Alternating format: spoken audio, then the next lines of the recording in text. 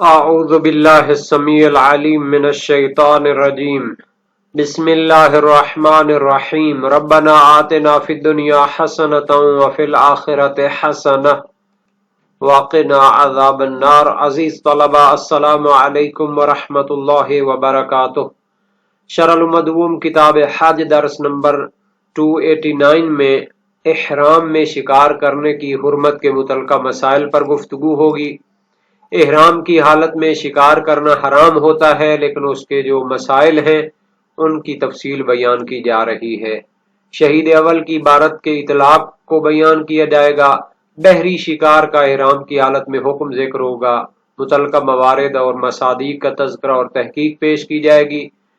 متعلقہ روایات اور احادیث بھی ذکر ہوں گی اور عبارت کی تشریح اور تطبیق بھی پیش کی جائے گی۔ خشکی کا شکار کرنا یا اس کے لیے رہنمائی کرنا یا اشارہ کرنا، یہ سب محرم پر حرام ہے، اور دلالت کرنے اور اشارہ کرنے میں فرق نہیں ہے کہ جو شخص شکار کرنا چاہتا ہے وہ محرم ہو یا وہ احرام کی حالت میں نہ ہو۔ اسی طرح فرق نہیں ہے کہ دلالت اور اشارہ کمزور طریقے سے ہو یا واضح طریقے سے ہو۔ ہاں،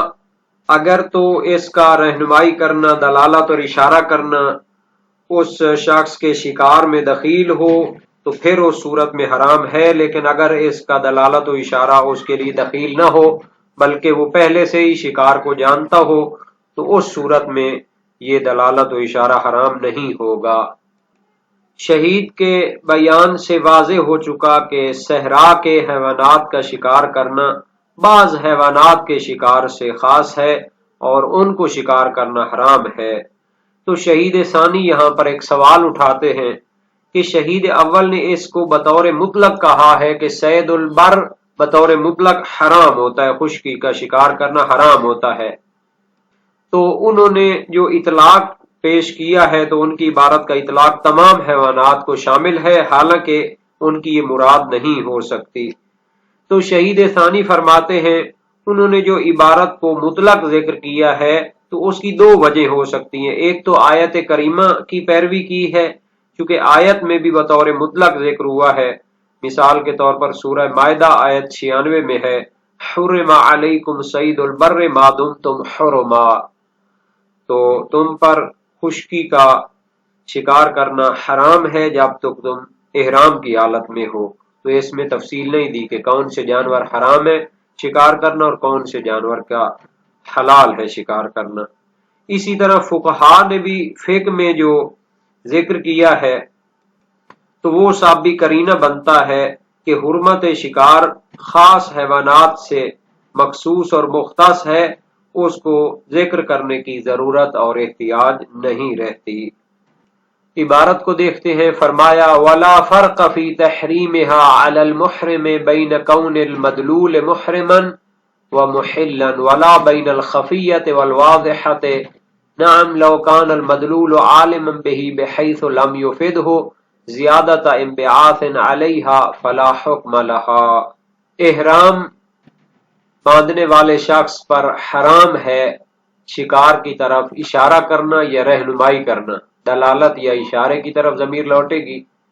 اور اس میں فرق نہیں ہے کہ جس شخص کو وہ اشارہ یا رہنمائی کر رہا ہے وہ بھی احرام کی حالت میں ہو یا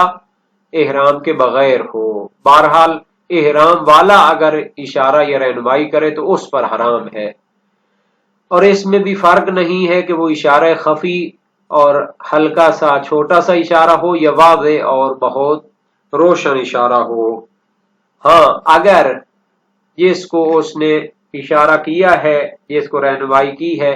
وہ خود سے شکار کو جانتا ہو اس طرح کہ اس کو کوئی زیادہ انگیزہ حاصل نہ ہو اس کے رہنمائی کرنے یا اشارہ کرنے سے، اگر جس کو اس نے رہنمائی کی ہے وہ خود ہی شکار کو جانتا ہے، اس طرح لم یفدہ زیادۃ انبعاث علیہا، کہ اس کا اشارہ اس کو مزید انگیزہ اور جوش نہیں دلاتا، فائدہ نہیں دیتا زیادتی جوش کا اس شکار کو پکڑنے کے لیے، فلا حکم لہا، تو احرام والے کی دلالت یا اشارے کا کوئی حکم نہیں ہوگا، یعنی نہ حرام ہوگا اور نہ ہی اس سے کفارہ آئے گا۔ وإنما أطلق المصنف صيد البر مع كونه مخصوصا بما ذكر تبعا للآية واعتمادا على ما اشتهر من التخصیص۔ شہید ثانی فرماتے ہیں جناب شہید اول نے خشکی کے شکار کو بطور مطلق حرام قرار دیا ہے، حالانکہ خشکی کے شکار مخصوص حیوانات کا شکار کرنا حرام ہے جن کا ذکر پہلے ہو چکا ہے، تو انہوں نے اس کو بطور مطلق اس لیے ذکر کیا ہے چونکہ وہ آیت کی پیروی کرنا چاہتے تھے۔ آیت میں بطور مطلق ہے حرم علیکم صید البر ما دمتم حرما، اور وہ اعتماد کر رہے تھے کہ جو کچھ فقہ کی کتابوں میں مشہور ہے کہ خاص قسم کے حیوانات ہیں جن کا شکار کرنا حرام ہوتا ہے، تو وہ قرینہ بن جاتا ہے کہ شہید اول کی مراد بھی وہی ہے۔ وَلَا يَحْرُمُ صَيْدُ الْبَحْرِ وَهُوَ مَا يَبِيضُ وَيُفَرِّخُ مَعًا فِيهِ لَا إِذَا تَخَلَّفَ أَحَدُهُمَا وَإِنْ لَازَمَ الْمَاءَ كَالْبَطِّ وَالْمُتَوَلِّدُ بَيْنَ الصَّيْدِ وَغَيْرِهِ يَتْبَعُ الْإِثْمَ فَإِنِ انْتَفَيَ عَنْهُ وَكَانَ مُمْتَنِعًا فَهُوَ صَيْدٌ إِنْ لَحِقَ بِأَحَدِ أَفْرَادِهِ۔ شہید اول نے بیان کیا کہ خشکی کے جانوروں کا شکار کرنا احرام کی حالت میں حرام ہے، تو اب بیان فرماتے ہیں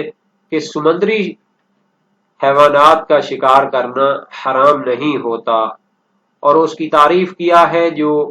انڈے اور بچے دیتے ہیں اسی پانی کے اندر، ما یبیض و یفرخ،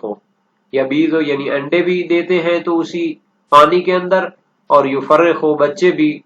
جنم دیتے ہیں، بچے بھی ان کے نکلتے ہیں تو اسی پانی کے اندر، فی ہے یعنی بحر، پانی کے اندر، سمندر کے اندر۔ جیسے مچھلی ہے تو اس کے انڈے بھی سمندر کے اندر ہوتے ہیں اور اس کے بچے بھی اسی کے اندر نکلتے ہیں۔ لیکن اگر اس طرح نہ ہو،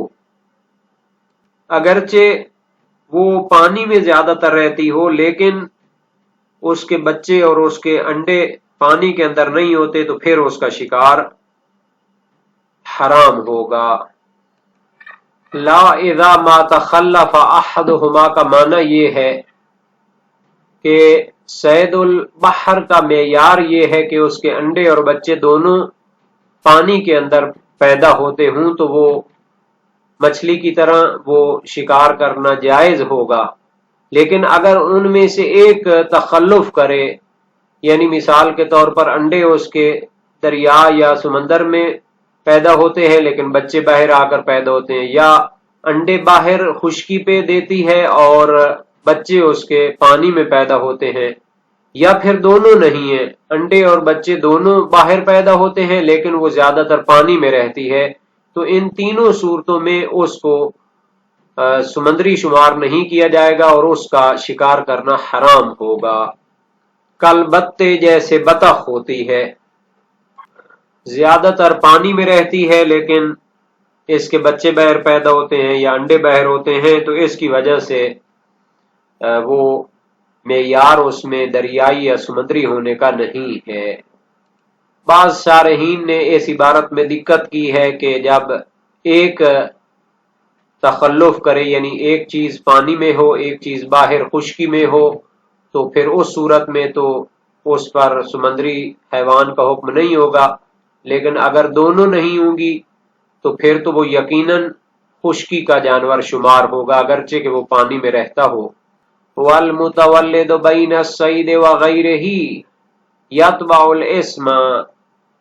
ایک بچہ پیدا ہوتا ہے جو دو قسم کے جانوروں سے کے ملاپ سے پیدا ہوتا ہے، مثلا ایک جانور ہے خشکی پہ رہتا ہے اور اس کا شکار حرام ہے، اور دوسرا جانور ہے کہ جس کا شکار حرام نہیں ہوتا، تو اب وہ جو بچہ پیدا ہوگا یتبع الاسم، جس حیوان کا نام اس کے اوپر صادق آئے گا اسی کے تابع ہوگا۔ اگر وہ ان حیوانات میں سے ہو کہ جن کا شکار کرنا حرام ہوتا ہے تو وہ بچہ بھی اس کا شکار حرام ہو جائے گا، اور اگر وہ اس حیوان کی شکل میں پیدا ہو کہ جس کا شکار حرام نہیں ہوتا تو پھر اس کا شکار بھی حرام نہیں ہوگا۔ فَإِنِ انْتَفَيَ عَنْهُ وَكَانَ مُمْتَنِعًا فَهُوَ صَيْدٌ، ایک تیسری صورت بھی ہو سکتی ہے کہ وہ ایک تیسری شکل کا پیدا ہوا ہے، اس پر ان دونوں میں سے کسی ایک کا نام صدق نہیں آتا، منتفی ہوتا ہے، یعنی ان کو کسی ان حیوانات کا نام صدق نہیں آتا، تو اس کو دیکھیں گے کہ وہ وحشی ہے، یعنی اپنا دفاع خود کر سکتا ہے، تو پھر اس کا شکار کرنا حرام ہوگا۔ ان لاحق بأحد افرادہ، اگر وہ ان حیوانات میں سے کسی ایک کے ساتھ ملحق ہو سکتا ہو کہ جن کا شکار کرنا حرام ہوتا ہے، تو گویا اس صورت میں بھی فرماتے ہیں کہ دو شرطوں کے ساتھ اس کا شکار حرام ہوگا، ایک تو وہ وحشی ہو، اپنا دفاع خود کر سکتا ہو، اور دوسرا وہ ان حیوانات میں سے کسی ایک کے ساتھ ملتا جلتا ہو کہ جس کا شکار حرام رہتا ہے۔ شہید ثانی نے فرمایا کہ اگر احرام والا شخص کسی کو اشارہ کرتا ہے جبکہ وہ پہلے ہی اس شکار کو جانتا ہے، تو اس صورت میں اگر اس میں انگیزہ پیدا نہ کرے، مزید اس میں شکار کرنے کا انگیزہ پیدا نہ کرے، تو پھر اس کا کوئی حکم نہیں ہوگا۔ اس کے بارے میں صاحب جواہر الکلام فی شرح شرائع الاسلام علامہ محمد حسن نجفی فرماتے ہیں، ظاہر یہ ہے کہ یہ حکم خاص ہے اس کے ساتھ جو نص اور فتویٰ سے سمجھا جاتا ہے کہ اشارہ اور دلالت مسبب ہو شکار کے لیے، یعنی اس کا وہ سبب بنے، تو پھر وہ حرام ہوتا ہے۔ تو جو شخص پہلے ہی شکار کو جانتا ہے اور اس کو پکڑنا چاہتا ہے، تو یہ ضعیف سا اس کو اشارہ کرے اور یہ اس میں انگیزہ نہ بنے، تو پھر یہ حرام نہیں ہوگا، جیسا کہ بہت سے علماء و فقہا نے اس کو صراحت کے ساتھ بیان کیا ہے۔ جہاں تک سمندری شکار کا حرام نہ ہونا ہے تو اس میں کوئی اختلاف نہیں ہے، تمام فقہائے شیعہ اس کے قائل ہیں۔ صحیح ہے حریز بن عبداللہ سجستانی بلوچستانی بعض راویوں کے واسطے سے نقل کرتے ہیں امام صادق علیہ السلام سے، لا بأس بأن یصید المحرم السمک، یعنی احرام والا شخص اگر مچھلی کا شکار کرتا ہے تو اس میں کوئی حرج نہیں، وَيَأْكُلُ مَالِحَهُ وَطَرِيَّهُ وَيَتَزَوَّدُ، تو اس کو پکڑ کر کھا بھی سکتا ہے، اس کو اپنے پاس محفوظ بھی کر سکتا ہے۔ قال اللہ سبحانہ وتعالی احل لکم صید البحر وطعامہ متاعا لکم، فرمایا مالحہ الذی تاکلون وفصل ما بینہما کل طیر یکون فی الآجام یبیض فی البر ویفرخ فی البر فهو من صید البر وما کان من صید البر یکون فی البر ویبیض فی البحر فهو من صید البحر۔ وسائل شیعہ باب ششم ابواب طروق الاحرام حدیث سیوم میں ہے۔ فرمایا اس سے مراد کھاری پانی کی مچھلیاں ہیں یا جو تم بطور توشہ ساتھ رکھو اور وہ کھاری پانی کی نہ ہو تو پھر وہ متاع زندگی کا سامان ہے۔ فرمایا ہر وہ پرندہ جو گھونسلے میں رہتا ہے، خشکی میں انڈے دیتا ہے اور خشکی میں بچے دیتا ہے تو وہ خشکی کا شکار ہے، اور جو سمندر میں رہتا ہو اور سمندر میں ہی انڈے اور بچے دیتا ہو تو وہ سمندر کا شکار ہے۔ جبکہ صحیح معاویہ بن عمار جلیل القدر سے کا راوی ہے، امام صادق علیہ السلام سے روایت کی، کل طیر یکون فی الآجام یبیض فی البر ویفرخ فی البر فهو من صید البر وما کان من طیر یکون فی البحر یفرخ فی البحر فهو من صید البحر۔ وسائل شیعہ باب ششم ابواب طروق الاحرام حدیث اول میں ہے۔ تو اس کا معنی یہ ہے ہر وہ پرندہ جو گنجان درختوں اور جھاڑیوں میں رہتا ہے، جو خشکی میں انڈے دے، خشکی میں بچے دے، تو اس کا شکار خشکی کا شکار اور حرام ہے، اور جو پرندہ سمندر میں رہتا ہو، سمندر میں انڈے اور بچے دیتا ہو تو وہ سمندر کا شکار ہے اور جائز ہے۔ تہذیب الاحکام، فروع کافی اور من لا یحضر الفقی میں یہ روایت موجود ہے۔ ترجمہ وسائل شیعہ اردو جلد 9 صفحہ 102 میں یہ روایات موجود ہیں۔ شہید ثانی نے اپنی کتاب مسالک الافہام فی شرح شرائع الاسلام میں فرمایا کون الماء محلا للفرخ والبیض، یعنی کہ پانی میں ہی وہ بچے اور انڈے دے تو وہ شکار سمندری ہوگا۔ فما یبیض ویفرخ فی البر صید البر وان لازم الماء، تو جو انڈے اور بچے خشکی پر دے اگرچہ پانی میں رہے، جیسے بطخ ہوتی ہے، تو وہ خشکی کا شکار ہوگا۔ فمحل البیض هو المعیار لمن